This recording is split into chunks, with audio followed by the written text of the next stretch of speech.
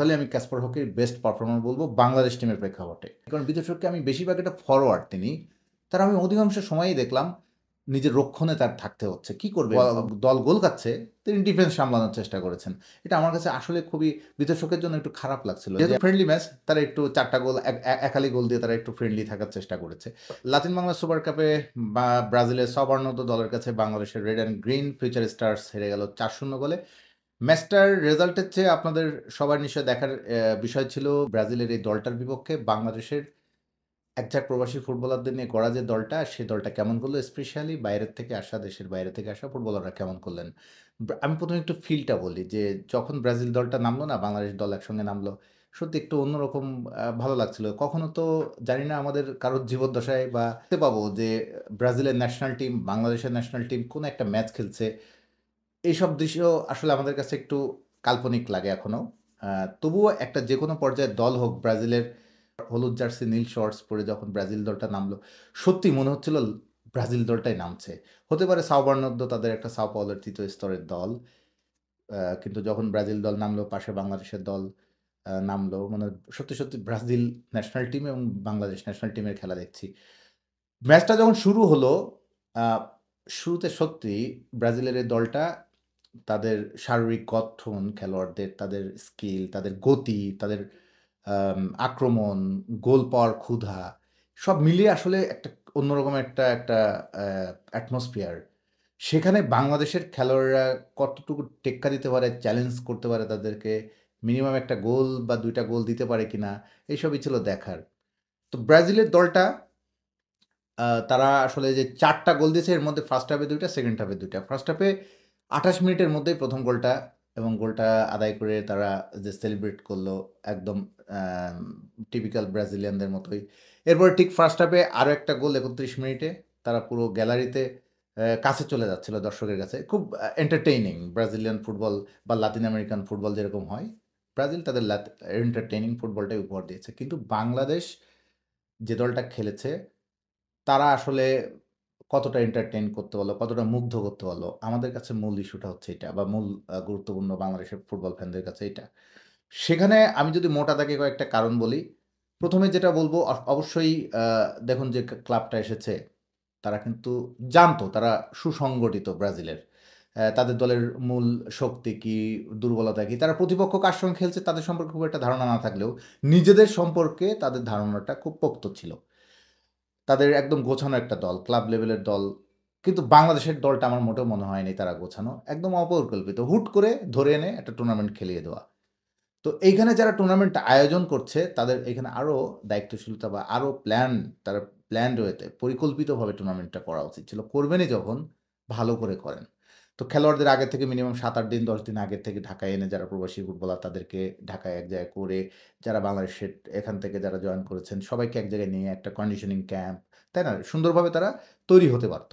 প্রথমে যেটা দেখলাম, খেলার শুরুতেই বাংলাদেশ যে কত পিছিয়ে, সে মেসেজটা যেন আমরা শুরুতে পেয়ে গেলাম।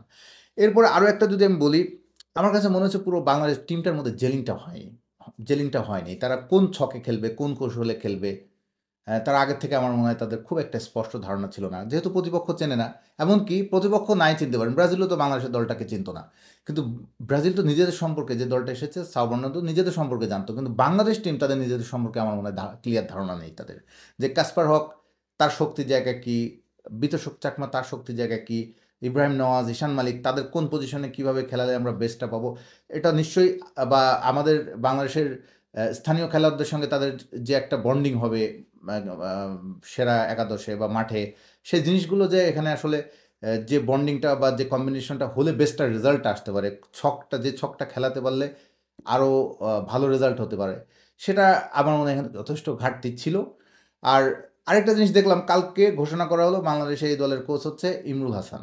তিনি প্রেস কনফারেন্সে এসেছিলেন বিতোষক চাকমাকে নিয়ে। আজকে ডাগ আউট সামলালেন মিশু, আতিকুর রহমান মিশু।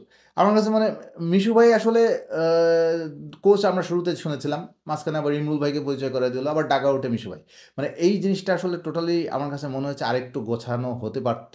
সবই এই যে অপরিকল্পনার একটা বিষয় বলছি। এবার আসি মাঠের খেলায়। মাঠের খেলায় আমি যেটা দেখলাম, বাংলাদেশের বেশিরভাগই আমার মনে হয়েছে বেশিরভাগ সময় ব্রাজিলের আক্রমণ সামলাতেই তারা বেশি ব্যস্ত ছিল। সেক্ষেত্রে আমি সবার আগে বলবো কাসপার হকের নাম। কাসপার হকই একমাত্র মনে হয়েছে ব্রাজিলের এই দলটার ডিফেন্স ব্রাজিলের দলটার আক্রমণ সামলাতে বাংলাদেশের ডিফেন্স যে নড়বড়ে ডিফেন্স, সেখানে একমাত্র ফেস মানে যতটুকু তৎপর আমি তাকেই বেশি দেখেছি। আমার মনে হয় কাসপার হকের পারফরমেন্স যে ফার্স্ট হাফে যত সুন্দর খেলেছেন কাসপার হক, নাহলে আরও 2টো গোল খেতে পারতো বাংলাদেশ। হ্যাঁ, তার একটা ভুলেই তৃতীয় পেনাল্টিটা বাংলাদেশ তৃতীয় গোলটা খেয়েছে। ব্রাজিল একটা পেনাল্টি পেয়েছে। ডি বক্সে যেভাবে খেলোয়াড়কে তিনি ট্যাকল করেছেন, সেটি হয়তো একটা ভুল হয়েছে, কাসপারের সেটা ভুল হয়েছে। কিন্তু এই ভুলটা বাদে টোটালি আমি কাসপার হকের বেস্ট পারফরমার বলবো বাংলাদেশ টিমের প্রেক্ষাপটে। কারণ বাংলাদেশ টিমে তার হাইট 6 ফুট 2 ইঞ্চি, সে বল কন্ট্রোলিং, ব্লকিং, এভরিথিং সব কিছু আমার মনে হচ্ছে একটা ভালো ডিফেন্ডার হওয়ার বার্তাই তিনি দিয়েছেন। তার শুটিং সব মিলে। আর বিতোষক চাকমার দিকে অনেক তাকিয়েছিলাম। বাংলাদেশের একটা অমিত সম্ভাবনাময় একটা ফরওয়ার্ড, ট্যালেন্টেড ফরওয়ার্ড। তিনি কয়েকটা চান্স আসলে খুব বেশি পাননি। ২-৩টি চান্স তিনি পেয়েছেন। তার মধ্যে প্রথমটি যেটি আমি বলব, ৩৬ মিনিটে ৩ জন ব্রাজিলিয়ান ডিফেন্ডারকে কাটিয়ে যেভাবে ঢুকে পড়েছিলেন ডি বক্সে, এবং ব্রাজিলিয়ান গোলকিপারটা দারুণ একটা সেভ করেছিলেন ওই সময়। ওই গোলটা বিতোষক হয়ে গেলে একটা মেমোরেবল গোল হয়ে যেতে পারত। বিতোষক চাকমা আরেকটা হেড দিয়েছিলেন। ওই হেডটা ৭৪ মিনিটের একটা হেডটা, ওটাও লক্ষ্যভ্রষ্ট হয়নি। বিতোষকের এই ২টা ঝলক দেখেছি। আর বিতোষককে মানে আসলে খুব বেশি দায়ী করার সুযোগ নেই। কারণ বিতোষককে আমি বেশিরভাগ একটা ফরওয়ার্ড তিনি। তার আমি অধিকাংশ সময়ই দেখলাম নিজের রক্ষণে তার থাকতে হচ্ছে। কি করবে? বল তো তার কাছে যেতে হবে। তাকে তো বলটা মেক করে দেবে। বাংলাদেশের মিডফিল্ড থেকে যে বলটা আসবে তার কাছে, সেই সুযোগ তিনি খুব বেশি পাননি। লেফট ফ্ল্যাঙ্কেই ছিলেন। কিন্তু আমি দেখেছি তার কাছে খুব বেশি বল আসেনি। বলটা আসলে না তিনি আসলে গোল মেক করার চেষ্টা করবেন। তিনি বরং চেষ্টা করেছেন, বরং যেহেতু দল গোল খাচ্ছে, তিনি ডিফেন্স সামলানোর চেষ্টা করেছেন। এটা আমার কাছে আসলে খুবই বিতর্কের জন্য একটু খারাপ লাগছিল যে এমন একটা দলে খেলছেন, যে মানে এমন একটা টিমে খেলার সুযোগ পেয়েছেন, টিমে তার রক্ষণ সামলাতেই তার সময় কাটছে। তিনি কিন্তু একটা ফরওয়ার্ড, ট্যালেন্টেড ফরওয়ার্ড। তো আমার ধারণা বিশেষজ্ঞ আরও যদি বল পেতেন, তাকে যদি আরও বল যোগান দেওয়া হতো, তখন আমরা বলতে পারতাম বিতোষক পারেননি বা বিতোষকের সুযোগ হাতছাড়া করেছেন।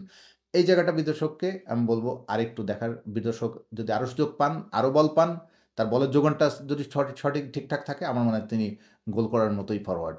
স্থানীয় বাংলাদেশের এখানকার ফুটবলারের কথা যদি বলি, রিফাত কাজী, তার একটা গোল শোধ বাংলাদেশ দিতে পারত, কিন্তু ব্যাড লাক, বলটা পোস্টে লেগে ফিরে এসেছে। এই ৩টা চান্স, বিতোষকের ২টা, রিফাত কাজীর ১টা। তাছাড়া বাংলাদেশ খুব বেশি চান্স ক্রিয়েট করতে পারেনি, বরং ব্রাজিলের আক্রমণ সামলাতে তাদের সময় কেটেছে। এবং ৪টা গোল দেওয়ার পরে আমার মনে হয় ব্রাজিলও আর এরপর একটু রিল্যাক্সে খেলেছে। মানে লাস্টের ২০ মিনিট আর ব্রাজিলও খুব বেশি এফোর্ট, বা আমার কাছে মনে হচ্ছে ব্রাজিল খুব বেশি চেষ্টা করেনি। চেষ্টা করলে হয়তো আর ১টা-২টা গোল দিতে পারত।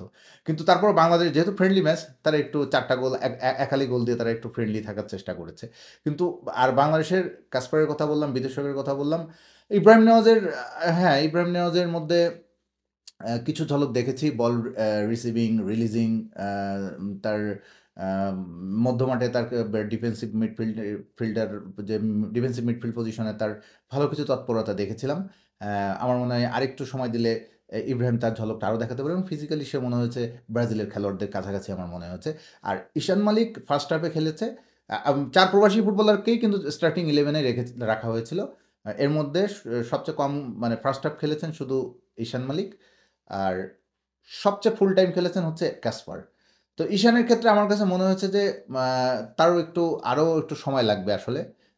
এখনও অ্যাডাপ্ট করতে পারেনি মনে হচ্ছে বাংলাদেশের কন্ডিশন বা টিমের সঙ্গে তার বন্ডিংটা আরেকটু সময় লাগবে। আমি এখনই আসলে আমার কারোর ক্ষেত্রে হার্শ বলতে চাই না, কারণ একটা ম্যাচ দেখে আপনি হার্শ হতে পারেন না।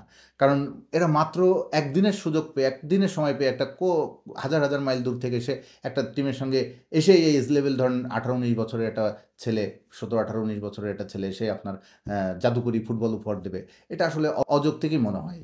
সুতরাং আমরা এখন আরেকটা ম্যাচ আছে ব্রাজিলের সঙ্গে, 4-0 ম্যাচ মানে শেষ না। আর্জেন্টিনার সঙ্গে আর্জেন্টিনার যে ক্লাবটি এসেছে তাদের সঙ্গে আরেকটি ম্যাচ খেলবে। সেই ম্যাচটার পরে তারপরে আমরা ভালোভাবে একটু বিশ্লেষণ করতে পারবো। তবে তারপরেও আমি মনে করি এ ধরনের টুর্নামেন্ট আপনারা যখন খেলছেন, বাংলাদেশ টিম ম্যানেজমেন্ট, যারা আয়োজক বাফুফে সবার একটু আগের থেকে আসলেই চিন্তাভাবনা করে পরিকল্পিতভাবে যদি করা যেত, আমরা এই ট্যালেন্টেড ফুটবলারদেরকে আরও বেস্ট তাদের স্কিলটা শো করতে পারবো। তারা আশাবাদী। প্রথম ম্যাচটা সময় কম পেয়েছে, এসেই খেলতে নামতে হয়েছে। তবে তারা আশাবাদী আর্জেন্টিনার ম্যাচে তারা অন্তত আরেকটু গুছিয়ে খেলতে পারবে। সব মিলে আমার যদি র্যাঙ্কিং করি বাংলাদেশের 4 প্রবাসী ফুটবলারকে, নাম্বার 1 এ আমাদের রাখতে হবে কাসপারকে। যতই সে একটা ভুল করুক, সামগ্রিকভাবে সেই পারফরম্যান্স খুব ভালো। এরপর বিতোষক, ইব্রাহিম, ঈশান। তো এই ব্রাজিলের ম্যাচটার র্যাঙ্কিং যদি আমরা এইভাবেই করি, নিশ্চয়ই আর্জেন্টিনার ম্যাচে আবার নতুনভাবে আমরা দেখতে পাবো তাদেরকে আরেকটু চনমনে, আরেকটু সতেজভাবে, আরও আত্মবিশ্বাসী হয়ে তারা ফিরে আসবেন এবং ভালো একটা ম্যাচ উপহার দিয়ে তারা ফিরে যাবেন এবং এদেরকে নিয়ে আমরা ভবিষ্যতে স্বপ্নও দেখব।